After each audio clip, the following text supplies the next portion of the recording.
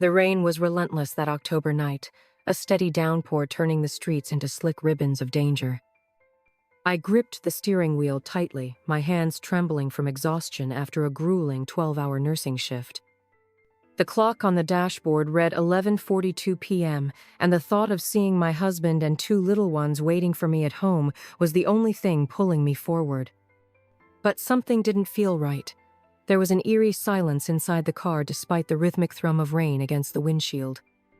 As I rounded a bend on the desolate road, headlights suddenly emerged in the distance, blinding and erratic. They were coming too fast. My breath caught in my throat. Then it happened.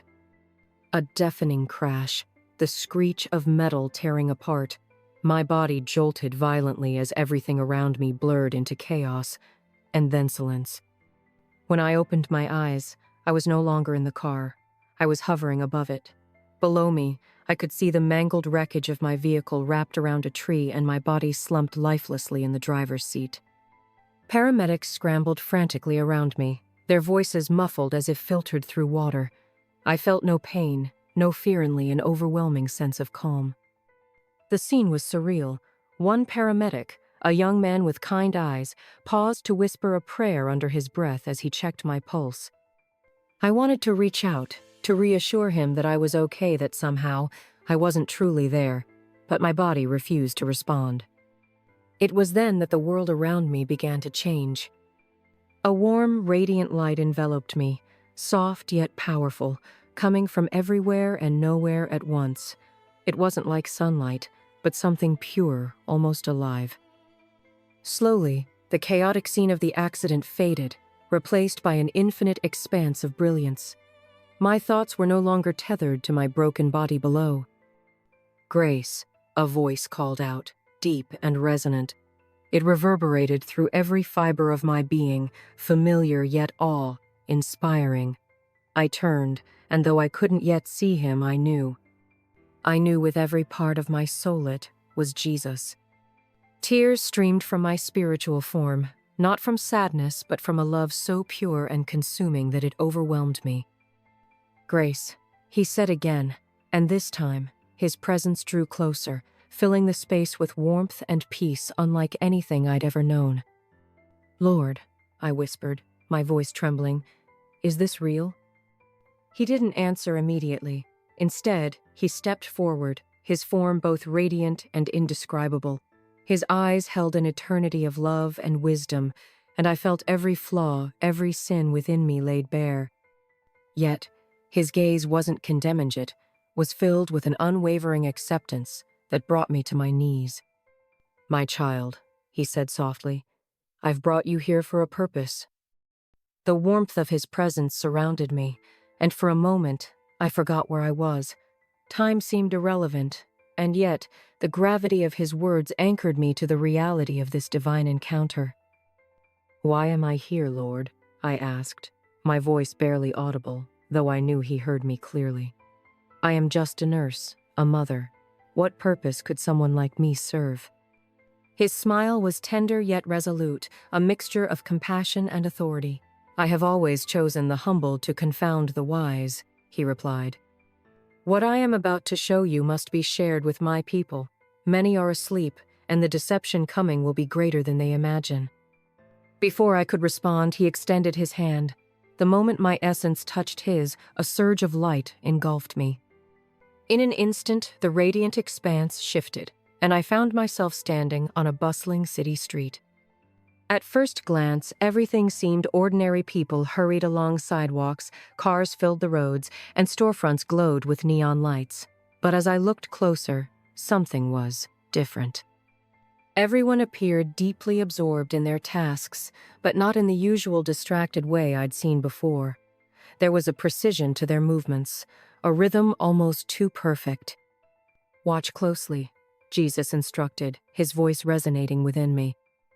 A woman entered a coffee shop, bypassing the register entirely. Instead, she waved her hand over a sleek sensor at the counter. A faint glow emanated from under her skin as the transaction completed seamlessly. She smiled and walked away, unaware of how her actions seemed both natural and deeply unsettling. I turned to Jesus, confusion etched across my face. Lord, is this the mark of the beast? He shook his head gently. Not yet, he said, his tone heavy with sorrow. This is what comes before. See how the enemy begins his deception. The scene shifted, and I was flooded with images. I saw how this technology was introduced as a convenience way to streamline daily life. Small chips implanted beneath the skin replaced credit cards, house keys, even medical records. I watched as it gained popularity, starting with the promise of safety and efficiency. Even Christians embraced it without hesitation, seeing it as a harmless tool. Churches began integrating it, using the implants for tithing, event registrations, and digital Bible access. The line between necessity and spiritual caution blurred. Nobody questioned the implications because it seemed so practical, so harmless.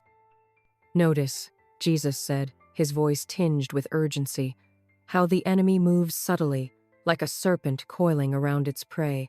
He does not strike all at once, for such a move would awaken many. Instead, he whispers promises of ease, safety, and progress.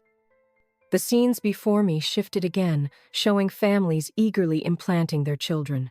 It's for their protection, parents said. This way, we'll always know they're safe. Tears welled in my eyes as I turned to Jesus. Lord, how can people not see the danger? Because they look with physical eyes, not spiritual ones, he replied. That is why you must tell them. As the visions unfolded, the sense of unease within me grew. I stood alongside Jesus on the same city street, now transformed into a montage of moments that showed the slow but deliberate evolution of the technology. The first images were almost benign scenes of enthusiastic advertisements showcasing tiny devices implanted just beneath the skin. A world without wallets, the ads proclaimed. Unlock your home, manage your health, and pay with a simple wave of your hand. The presenters were charismatic and reassuring, making the idea of implants seem like the logical next step in human advancement. The technology was first adopted in small, seemingly harmless ways.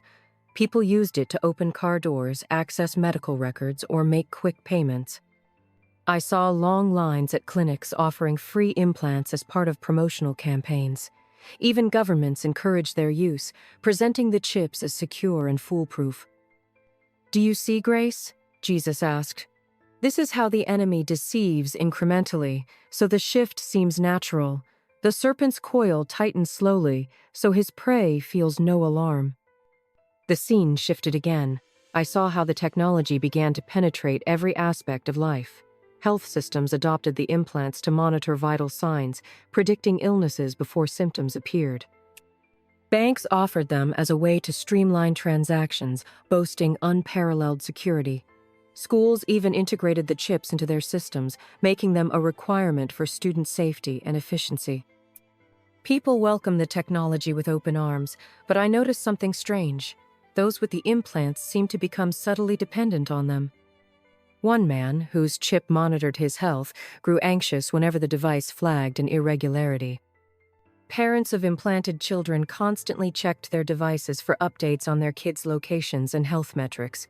The convenience they once celebrated became a source of quiet unease. It's for their safety, I heard one mother say, her voice trembling with nervous reassurance as she explained the implant to her young daughter. Now I'll always know where you are. Churches, too, began embracing the technology. I saw pastors introducing congregation-wide initiatives, encouraging members to adopt the implants for ease of access to services. It's just technology, they said from the pulpit. It has nothing to do with worship or allegiance. Don't be afraid of progress.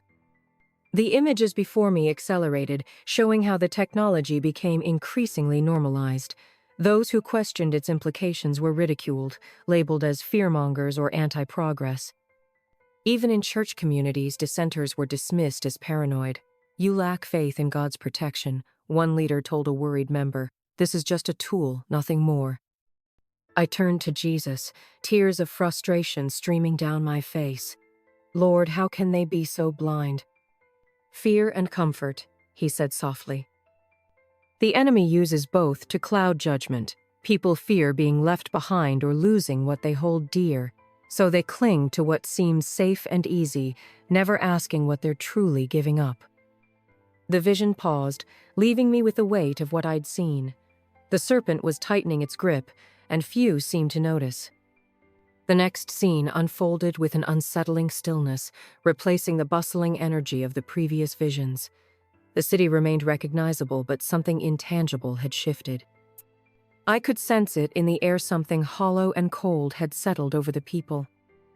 Jesus motioned for me to look closer, and what I saw broke my heart. Those who had adopted the implants now moved through life as if on autopilot. Their faces seemed calm, even happy, but their interactions felt mechanical, stripped of spontaneity and depth. Families sat together in their homes, yet their conversations were rehearsed, their laughter hollow. "Grace," Jesus said, his voice solemn. "This is what happens when the enemy's deception takes root. The implants promise security, but they come with a cost stone that few recognize until it's too late." I watched a father sitting at a dinner table with his family. His implant glowed faintly as he asked his wife how her day was. She responded with a perfect smile, but the connection between them was missing, as if something vital had been siphoned away. Their teenage daughter, also implanted, stared blankly at her plate before speaking, her tone devoid of the passion one would expect from someone her age. "Lord, what is this?" I whispered. "What's happening to them?" "Their spirits are growing numb," he explained. "These devices do more than monitor the body. They begin to influence the mind, the heart, the very soul. They regulate emotions, alter thoughts, and suppress the conviction that comes from my spirit. What you see is a people slowly losing their ability to connect with me." As I watched, the scenes became more disheartening. In churches, sermons continued, and people still worshipped, but their prayers lacked fervor, their worship lacked intimacy. The very tools meant to connect them to God were being used to dull their sensitivity to His voice. "Can't they feel it?" I asked, my voice cracking. "Don't they notice what's being taken from them?" Jesus looked at me, his eyes filled with sorrow. "No, Grace. The enemy works gradually, dulling their senses over time. At first it feels like nothing has changed. But soon, they find it harder to pray, harder to discern truth from lies. By the time they realize something is wrong, many are too spiritually blind to understand what they've lost." Then the scene shifted again, this time to a group of people who had refused the implants. Their lives were visibly harder. They were excluded from marketplaces, their children barred from schools, and many had lost their homes. Yet, unlike the others, their spirits shone brightly, radiating peace and resilience. They gathered in small groups, worshiping with sincerity and supporting one another with whatever little they had. "These are my faithful ones," Jesus said, his voice filled with love. "They endure great trials, but their faith grows stronger. They can see the truth because they walk by faith, not by sight." I gazed at them, hope stirring within me. Even in the darkness, the light of faith was still alive. The brilliance of the vision dimmed, and I found myself standing once again in the radiant expanse with Jesus. The weight of what I had seen pressed heavily on my soul. My heart ached for those who had fallen into deception, and yet I felt a flicker of hope for those who had remained faithful. "It's time for you to return, Grace," Jesus said, his voice tender but resolute. "What I have shown you must be shared. The days ahead will be difficult, but my people need to be prepared." I hesitated, desperation welling up within me. "Lord, to hear is so much more I need to know. How will I make them understand? I am just one person who will listen to me." His expression softened, and his gaze met mine, filling me with a peace I couldn't comprehend. "It is not for you to worry about who will listen. Your task is to speak the truth with faith and courage. Those with ears to hear will recognize my voice in your testimony." He stepped closer, his presence radiating assurance. "Tell them to strengthen their relationship with me now, while there is still time. Teach them to discern my voice, to know me so deeply that no deception can pull them away. Remind them that the enemy does not strike with obvious evil but with subtle allure. Only those rooted in me will stand firm." As his words resonated within me, the expanse around us shifted once more. I saw the faithful shining like beacons in the darkness, their faith growing stronger even as the world turned against them. Angels surrounded them, protecting and guiding them. Miracles unfolded in their lives, food appearing when there was none.